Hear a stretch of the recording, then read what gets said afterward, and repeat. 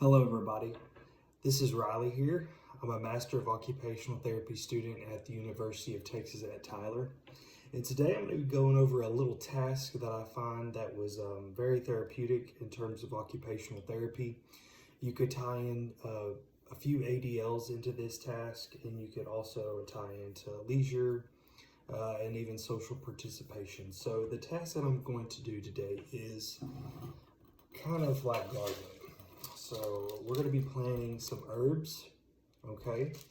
Now, the amount of herbs that you grow is based on how big the pot is that you are using. I'm going to be using just a small pot. This is like a rustic antique type pot. Just make sure that it's durable, and this metal, as you can see, is kind of rusting at the bottom. So you want to be careful that it's not sitting in the water too long. So this is just a basic pot. So first we want to figure out what herb we're going to be planting. So this is just cilantro. It's basic. I grow it around the house and it's pretty easy. It grows pretty good too. So based off the instructions, you just want to keep it in the sun, and you want to be careful of watering 1 to 2 inches based off of a 6-inch surface.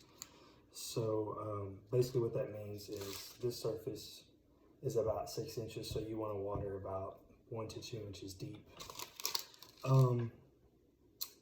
Based off of the growing, the best time to plant this is May through August and maybe late September. So we're technically past the growing phase, but with these hot days in Texas, it's fine.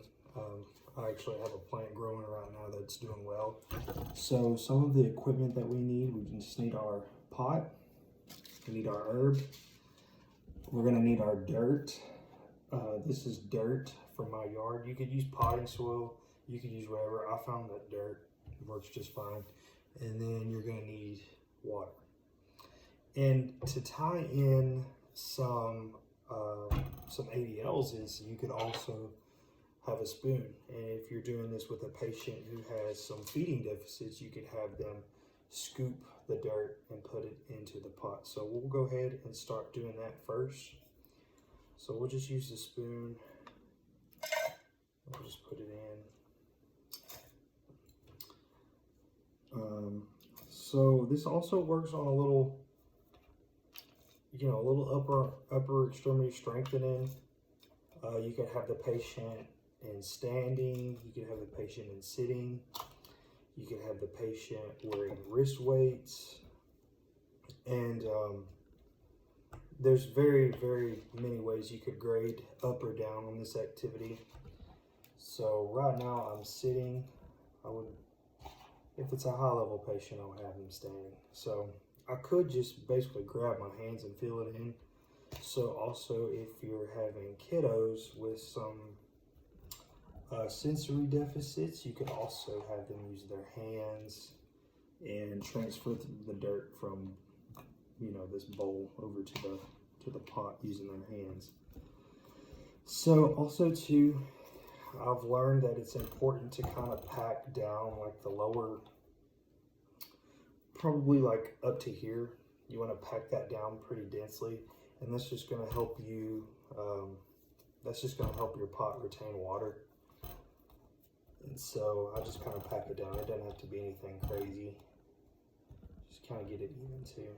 So potting soil is good, but dirt is just fine. I just get this dirt out of just the yard or wherever. But I leave my herbs inside by the window, but you could also keep them outside.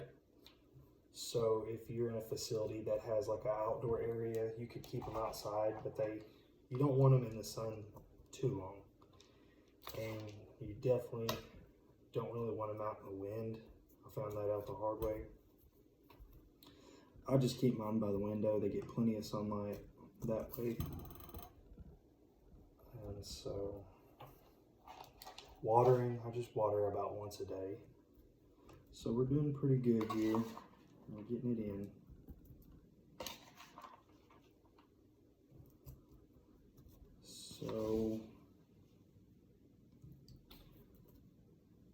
So there's a few rocks in here. You don't really want those. So some ways you could do this with garden type plants like peppers. I would use a bigger pot for peppers, and then you could do this with tomatoes. Obviously you would want a bigger pot as well. So we're getting here close to the top. We're getting there, and I'm still kind of just packing down a little bit.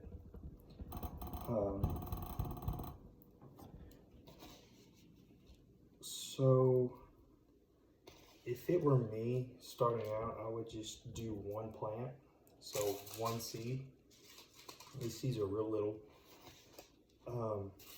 I have done two in a pot this big, but it kind of got a little crowded. So one's just fine. You're going to get plenty of cilantro off of just one. Okay. So, like I said, you could use dirt, but also too, you might have problems with insects. So some kind of pesticide, like Sevin Dust, I think that's what it's called. I think something like that. You could just sprinkle a little bit in there. It works flawlessly. My problem when I first planted this stuff, it wasn't growing, or it was growing, but you could tell that like some insects had been eating a little bit of it. So putting some of that in there made it do really well. So I'm gonna fill this up to about there. That just leaves a little amount to for water to fill up, and then we'll put a little bit more in after we put our seed in.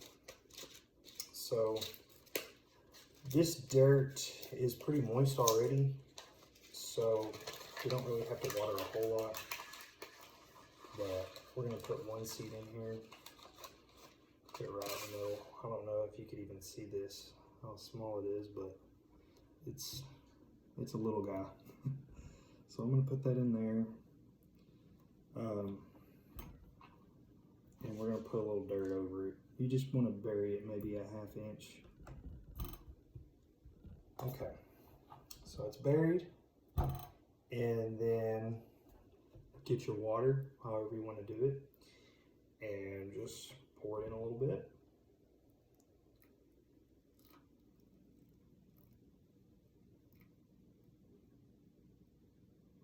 Okay. And also you want to make sure that your pot has holes on the bottom, because you can overwater this. And if you're just watering and watering and there's no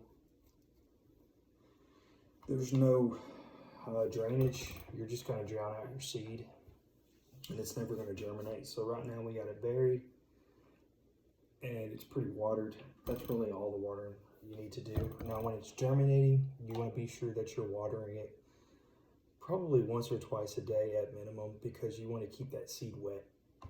And once it starts growing though, you just let it grow, keep watering it. A lot of the patients where I live grew up doing agricultural things. They grew up with gardens and raising their own food. So this is a really good task for those type of patients, and it's also, you throw in multi uses for it: stand and balance, sensory, strengthening, activity tolerance. You also work on your feeding. You're using a spoon, stuff like that. So overall, I would say the difficulty of this task is pretty easy, but you could definitely grade this task to be harder or even easier if you want. So it's all based on your patient, but I think this is a really good task, and I think if any of y'all have not done it, it would be a really good activity to do for a patient with any age group, any diagnosis. And thank you for watching this video. I appreciate it. Hope you have a good day.